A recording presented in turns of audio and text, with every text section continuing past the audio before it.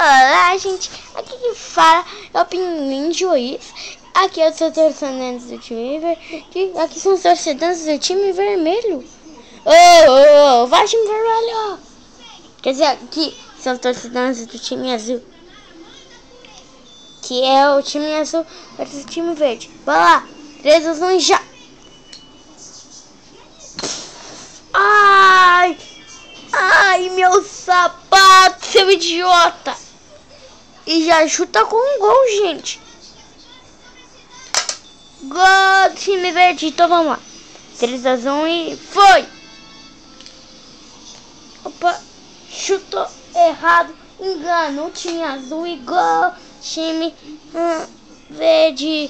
Então vamos lá. Está 2 a 0. Gol do time verde. Sem o time azul ver. Vai. Gol do time. Vai. O time azul. Tá 2 a 1. Vai. Gol. Agora tá 3 a 1. Gol. Meu Deus, foi fora. Quase bateu no público. Time azul. Ei, seu boboca. Vem aqui. Eu tô com a bola. Eu te enganei. Gol do time azul. Agora tá. Agora o time azul tá com 2. 3, 2, 1. Super Saiyajin.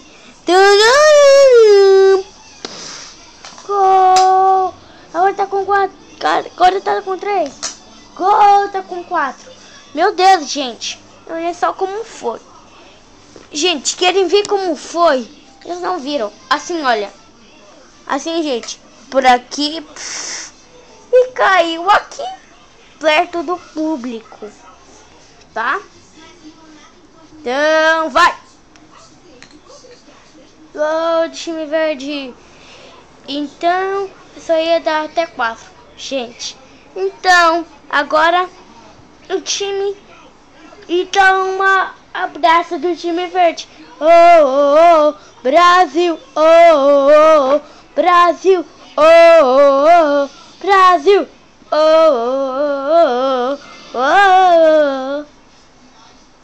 O que você me fala, pinguim? Agora o que você me fala, pinguim? Como foi sua coisa? Você não ganhou. Ele foi bem um pouco, né? Mas eu perdi. Como você perdeu? Eu não fui direito, gente. Mas eu ganhei alguns gols. Nada com uns 2 gols no gostinho do nosso bico. E o time verde, vem aqui. Tá. Qual foi a sua grande vitória? Ué? O time verde ganhou? Isso já é legal, Chartic?